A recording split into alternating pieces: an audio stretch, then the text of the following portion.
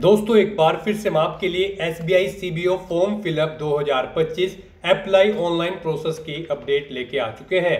कैसे आप circle based officer post के लिए 2964 वैकेंसीज के लिए अपना फॉर्म अप्लाई कर सकते हो। लास्ट डेट की न्यू अपडेट है, केवल 4 दिन शेष रह गए हैं। आप जल्द से जल्द अपने फॉर्म अप्लाई कर लें, कहीं मौका हाथ से छूट न जाए। ऑनलाइन आवेदन आपको अंतिम समय में बिना किसी गलती के कैसे करना होगा, स्टेप बाय स्टेप आपको कंप्लीट जानकारी यहां पर दी जाएगी। ऑनलाइन आवेदन करते समय आपको कोई भी ऐसी गलती या फिर मिस्टेक नहीं करनी होगी जिसको करने से आपके एप्लीकेशन फॉर्म रिजेक्ट हो सकते हैं। और ऑनलाइन आवेदन करते समय आपको कुछ महत्वपूर्ण बातों का भी ध्यान रखना होगा, तभी आपके फॉर्म सक्सेसफुली सबमिट किए जाएंगे। अप्लाई करते समय आप क्वालिफिकेशन की डिटेल कैसे दोगे, कैसे आप यहां पर एग्जाम सेंटर चुनोगे, कैसे आप यहां पर लाइव फोटो कैप्चर कर सकते हो, कैसे आप अपने डॉक्यूमेंट फोटोग्राफ सिग्नेचर अपलोड करोगे और कैसे आप फीस पेमेंट करते हुए रजिस्ट्रेशन से लेकर प्रिंट तक अपने फॉर्म अप्लाई करोगे। पूरी जानकारी के लिए आपको ये वीडियो शुरू से लेके एंड तक बिना स्किप किए हुए देखनी होगी।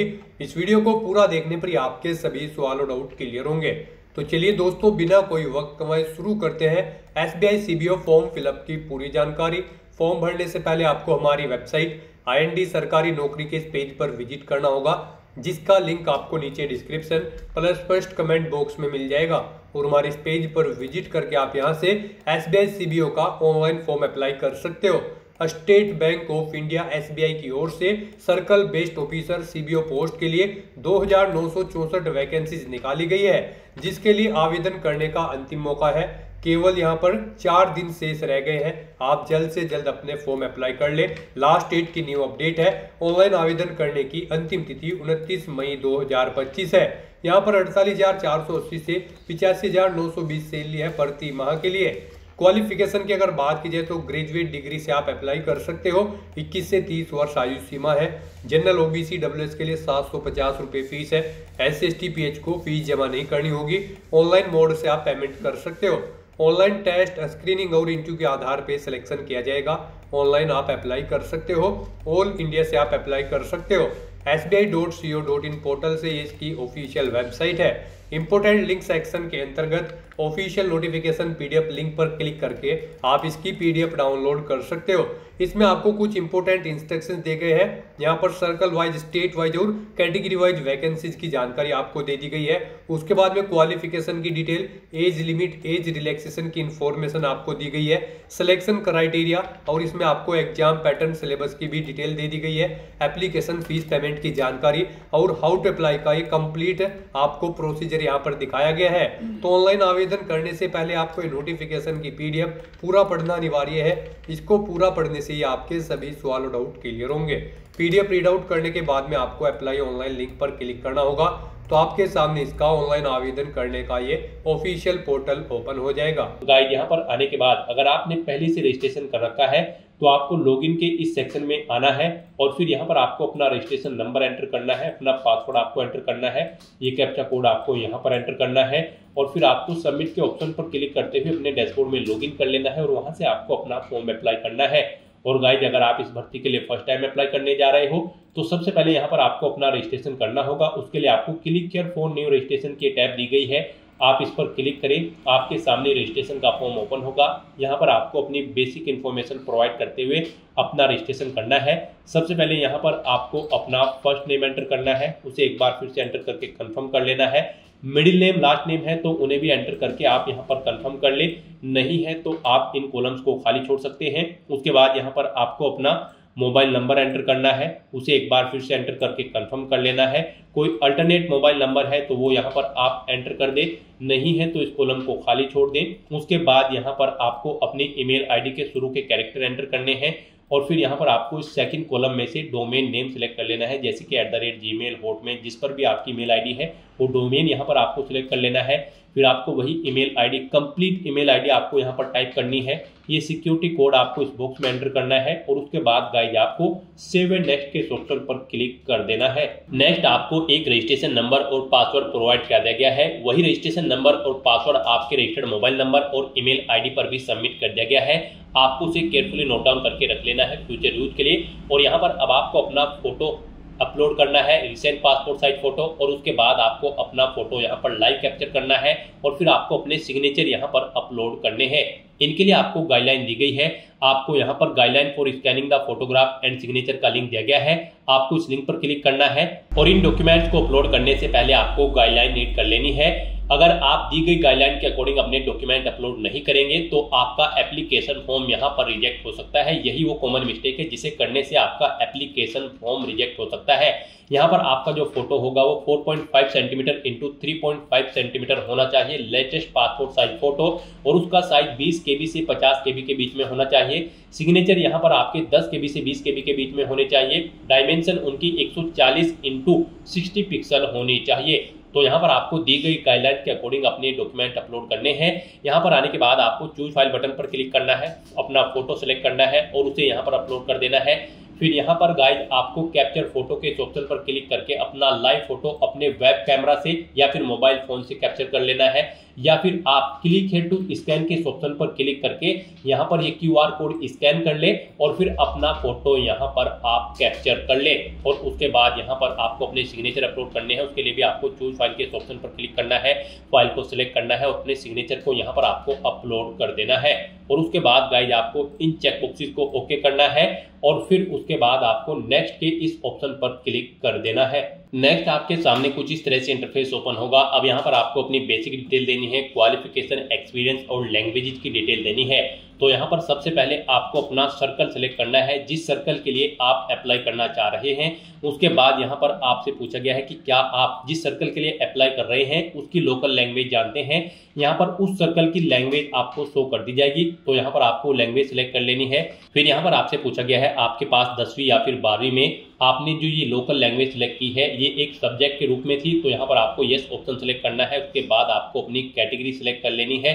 फिर यहाँ पर आपसे पूछा गया है अगर आप रिजर्व कैटेगरी से बिलोंग करते हो तो फिर यहाँ पर आपको अपनी सब कास्ट एंटर कर देनी है। उसके बाद गाइस यहाँ पर आपसे पूछा गया है कि क्या आप PWBD कैंडिडेट है और आपकी डिसेबिलिटी 40% से अबव है। अगर है तो आप यस ऑप्शन सेलेक्ट करें, अपनी डिसेबिलिटी का टाइप सेलेक्ट करें और फिर उसकी डिटेल यहाँ पर दें। और अगर आप PWBD कैंडिडेट नहीं हो तो यहाँ पर आपको नो ऑप्शन सेलेक्ट करना है। उसके बाद आपको इस पेज को नीचे स्क्रॉल डाउन करना है। फिर यहाँ पर आपसे पूछा गया है कि क्या आप person with a specified disability cover करते हैं under the definition of section 2SK। अगर करते हैं तो यस करें, नहीं तो नो ऑप्शन सेलेक्ट कर लें। उसके बाद यहाँ पर आपसे पूछा गया है कि क्या आप माइनॉरिटी कम्युनिटी के अंतर्गत आते हैं। अगर आते हैं तो यस करें, नहीं तो नो ऑप्शन सेलेक्ट करें। अपनी नेशनलिटी यहाँ पर आपको ऑटोमेटिकली फिर मिल जाएगी इंडियन। फिर यहाँ पर आपसे पूछा गया कि क्या आप एक सर्विसमैन हैं। अगर हैं तो यस करें, नहीं तो नो ऑप्शन सेलेक्ट करें। अगर यस ऑप्शन सेलेक्ट करते हैं तो फिर आपको अपनी सर्विस का पीरियड यहाँ पर मंथ्स में एंटर करना होगा, नहीं है तो आप नो ऑप्शन सेलेक्ट कर लें। फिर यहाँ पर आपसे पूछा गया कि क्या आप किसी कमर्शियल बैंक में कार्यरत है, शेड्यूल वर्कर है। अगर है तो यहाँ पर आप यस करें, नहीं तो नो ऑप्शन सेलेक्ट कर ले। उसके बाद आपसे पूछा गया कि क्या आप ऑलरेडी SBI में क्लर्क या फिर सुपरवाइजरी कैडरी पर कार्यरत हैं। अगर है तो यस करें, नहीं तो नो ऑप्शन सेलेक्ट करें। उसके बाद आपसे पूछा गया है कि क्या आप अर्लियर एम्प्लॉय हैं स्टेट बैंक ऑफ इंडिया या फिर इसके एसोसिएट बैंक्स में। अगर हैं तो यस करें, नहीं तो नो ऑप्शन सेलेक्ट कर लें। उसके बाद आपसे पूछा गया कि क्या आप अर्लियर एम्प्लॉय हैं SBI के किसी भी रीजनल के बैंक के सर्कल क्लैरिकल कैडरे पर। अगर हैं तो यस करें, नहीं तो नो ऑप्शन सेलेक्ट करें। फिर यहाँ पर आपसे पूछा गया कि क्या आपके कैरेक्टर से रिलेटेड कभी कोई रिपोर्ट की गई है। अगर की गई है तो यस करें, नहीं तो आप नो ऑप्शन सेलेक्ट करें। फिर आपसे पूछा गया कि क्या आपका रिकॉर्ड डिफॉल्टेड है। अगर है तो यस करें, नहीं तो नो ऑप्शन सेलेक्ट करें। फिर यहाँ पर आपको अपना एग्जामिनेशन स्टेट सेलेक्ट करना है, जिस स्टेट में आप एग्जाम में पार्टिसिपेट करना चाहते हैं आप स्टेट सेलेक्ट करें। उसके बाद आप उसका स्टेट कोड आपको ऑटोमेटिकली शो कर दिया जाएगा। फिर आपको एग्जामिनेशन सेंटर अपने स्टेट के अकॉर्डिंग सेलेक्ट कर लेना है। उसके बाद गाइस यहाँ पर आपको अपने ID प्रूफ देना है। यहाँ पर आपको चेकबॉक्स को ओके करना है, अपना ID प्रूफ आपको सेलेक्ट करना है। यहाँ पर एग्जाम टाइम पर आप अपना कौन सा ID प्रूफ शो करेंगे, आधार कार्ड, पैन कार्ड, पासपोर्ट या फिर ड्राइविंग लाइसेंस, आप अपने अकॉर्डिंग ऑप्शन सेलेक्ट करें। उसका नंबर यहाँ पर आप एंटर करें। फिर यहाँ पर आपको अपनी डेट ऑफ बर्थ सेलेक्ट करनी है, पहले डे फिर मंथ फिर ईयर। उसके बाद आपको अपना जेंडर सेलेक्ट करना है। उसके बाद आपसे पूछा गया कि क्या आपके जुड़वा भाई बहन हैं। अगर है तो यस करें, उनका जेंडर सेलेक्ट करें, उनका नाम दें, नहीं है तो नो ऑप्शन सेलेक्ट करें। अपना मैरिटल स्टेटस आपको देना है, आप मैरिड हो या फिर अनमैरिड। अपने फादर का फर्स्ट नेम यहाँ पर आपको एंटर करना है, मिडिल नेम, लास्ट नेम। अगर नहीं है तो इन्हें कॉलम को खाली छोड़ दें। मदर का फर्स्ट नेम एंटर करें, उनका मिडिल नेम लास्ट नेम है तो वो एंटर करें, नहीं है तो इन कॉलम को खाली छोड़ दें। अगर आप मैरिड हो तो आपको अपने हस्बैंड या फिर वाइफ का नाम यहाँ पर एंटर करना होगा। उसके बाद यहाँ पर आपको अपना कोरोस्पोंडेंस एड्रेस एंटर करना है, फिर आपको अपना परमानेंट एड्रेस देना है। और अगर आपका परमानेंट एड्रेस आपके कोरोस्पोंडेंस एड्रेस के अकॉर्डिंग सेम है तो आप इस चेकबॉक्स को ओके कर दें। ऑटोमेटिकली आपका परमानेंट एड्रेस आपके कोरोस्पोंडेंस एड्रेस के अकॉर्डिंग फिल हो जाएगा। उसके बाद यहाँ पर आपको अपना जीएसटी इनवॉइसिंग एड्रेस सेलेक्ट कर लेना है। जिस एड्रेस पर आप कम्युनिकेट करना चाहते हैं आपको आपकी कैटेगरी के अकॉर्डिंग यहाँ पर फीस का अमाउंट शो कर दिया जाएगा। इस तरह से अपनी सभी डिटेल्स फिल करने के बाद फिर आपको वैलिडेट योर डिटेल्स के ऑप्शन पर क्लिक करके अपनी सभी डिटेल्स वैलिडेट कर लेनी है और फिर आपको सेव एंड नेक्स्ट के ऑप्शन पर क्लिक कर देना है। नेक्स्ट यहाँ पर आपको अपनी क्वालिफिकेशन, एक्सपीरियंस और लैंग्वेज की डिटेल देनी है। इस भर्ती में पार्टिसिपेट करने के लिए आपके पास ग्रेजुएट डिग्री होनी जरूरी है किसी भी रिलेवेंट डिसिप्लिन के अंतर्गत, प्लस आपको 2 साल का वर्किंग एक्सपीरियंस होना चाहिए सेंट्रल बेस्ड ऑफिसर की पोस्ट के लिए, और आपको लोकल लैंग्वेज की नॉलेज होनी चाहिए। जिस सर्कल के लिए आप अप्लाई कर रहे हैं उसकी लोकल लैंग्वेज आपको रीड, राइट और स्पीक करनी आनी चाहिए। तो यहाँ पर अब आपको अपनी क्वालिफिकेशन की डिटेल देनी है। इसमें सबसे पहले आपको अपनी ग्रेजुएशन की डिटेल देनी है। यहाँ पर सबसे पहले आपको अपनी स्ट्रीम सेलेक्ट करनी है जिसमें आपने अपनी ग्रेजुएशन कंप्लीट की है। उसके बाद यहाँ पर आपको कॉलेज या फिर यूनिवर्सिटी का नाम देना है जिससे आपने अपनी ग्रेजुएशन या फिर इसके इक्विवेलेंट डिग्री पास आउट की है। पासिंग डेट यहाँ पर आपको सिलेक्ट करनी है। मार्क्स की परसेंटेज अपनी देनी है। फिर आपको बताना है आपकी फर्स्ट क्लास है, सेकंड है या फिर अदर, आप अपने अकॉर्डिंग यहाँ पर ऑप्शन सिलेक्ट करें। उसके बाद अगर आपने इंटीग्रेटेड ड्यूल डिग्री कर रखी है तो उसकी डिटेल भी आप ऐसे ही दे सकते हैं। पोस्ट ग्रेजुएशन या फिर कोई प्रोफेशनल क्वालिफिकेशन या फिर कोई अन्य क्वालिफिकेशन कर रखी है तो उसकी डिटेल भी आप यहाँ पर सेम ऐसे ही प्रोवाइड कर सकते हैं। उसके बाद आपसे पूछा गया कि क्या आपको यहाँ पर मिनिमम 2 साल का एक्सपीरियंस है सर्कल बेस्ड ऑफिसर की पोस्ट के लिए, तो यहाँ पर आपको येस ऑप्शन सिलेक्ट करना है और फिर आपको अपने एक्सपीरियंस की डिटेल यहाँ पर देनी है। सबसे पहले यहाँ पर आपको अपना नाम देना है, फिर आपको डेजिग्नेशन देनी है, किस डेजिग्नेशन पर आप कार्यरत थे, कब से कब तक आप कार्यरत थे, वो डे मंथ ईयर आपको यहाँ पर सिलेक्ट कर लेने हैं। नेचर ऑफ ड्यूटी देनी है, जॉब अगर आप छोड़ चुके हैं तो उसे छोड़ने का यहाँ पर आपको कारण देना है।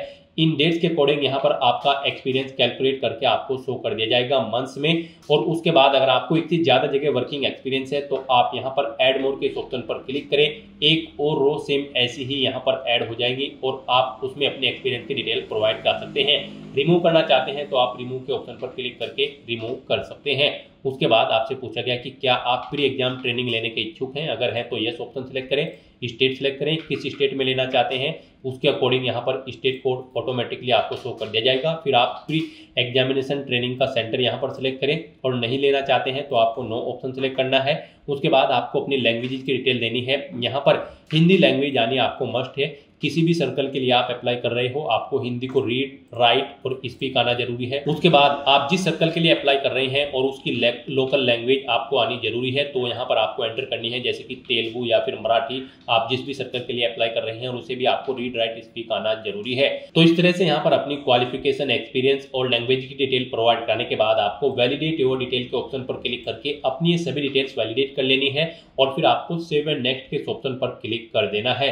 नेक्स्ट आपको आपके एप्लीकेशन फॉर्म का पूरा प्रीव्यू शो कर दिया गया है। आपको सभी डिटेल्स केयरफुली चेकआउट करनी है। पेज को नीचे स्क्रॉल डाउन करना है, डिक्लेरेशन के सेक्शन में इस चेकबॉक्स को ओके करना है और उसके बाद आपको यहाँ पर कंप्लीट रजिस्ट्रेशन के इस ऑप्शन पर क्लिक कर देना है।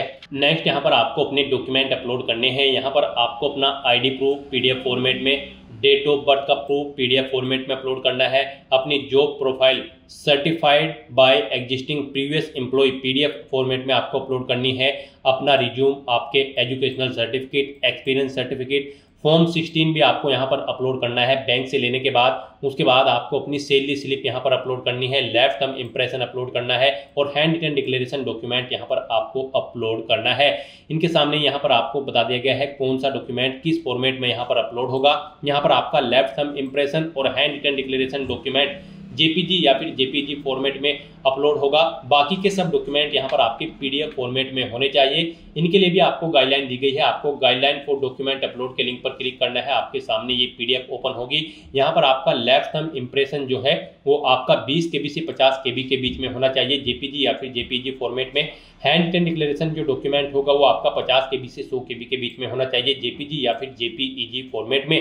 बाकी के डॉक्यूमेंट यहाँ पर आपके PDF फॉर्मेट में होने चाहिए। तो इस तरह से यहाँ पर आपको अपने सभी डॉक्यूमेंट्स 1 बाय 1 करके अपलोड करने हैं। उसके लिए गाइस यहाँ पर आपको चूज फाइल के बटन पर क्लिक करना है, फाइल्स को सिलेक्ट कर लेना है और 1 बाय 1 करके आपको अपने सभी डॉक्यूमेंट्स को यहाँ पर आपको अपलोड कर देना है। उसके बाद यहाँ पर आपको ये कैप्चा कोड, जी हाँ दोस्तों, ये कैप्चा कोड इस बॉक्स में एंटर करना है और फिर आपको सेव एंड नेक्स्ट के ऑप्शन पर क्लिक कर देना है। नेक्स्ट आपके सामने कुछ इस तरह से इंटरफेस ओपन होगा। यहाँ पर आपका एप्लीकेशन फॉर्म सक्सेसफुली सबमिट हो चुका है। गाइस यहाँ पर अगर आप SC ST PH कैंडिडेट हो तो आपको फीस जमा नहीं करानी है, आपका फॉर्म सबमिट हो चुका है। और अगर आप जनरल OBC EWS कैंडिडेट हो तो आपको 750 रुपए फीस के रूप में जमा कराने होंगे, जो कि आप debit card, credit card, net banking या फिर UPI के माध्यम से जमा करा सकते हो। तो यहाँ पर अपना फॉर्म सबमिट करने के बाद आपको प्रिंट एप्लीकेशन के इस ऑप्शन पर क्लिक करना है और अपने एप्लीकेशन फॉर्म का एक हार्ड कॉपी प्रिंट आउट ले लेना है फ्यूचर यूज के लिए, फ्यूचर रेफरेंस के लिए। तो दोस्तों ऐसे आप state bank of India circle based officer 2964 post के लिए अपना फॉर्म अप्लाई कर सकते हो बिना कोई मिस्टेक किए हुए। आज की इस वीडियो में बस इतना ही। आई होप ये वीडियो आपको पसंद आई होगी। अगर पसंद आई हो तो इसे लाइक और शेयर करें, चैनल पर नए हो तो इसे सब्सक्राइब कर लें। Thanks for watching.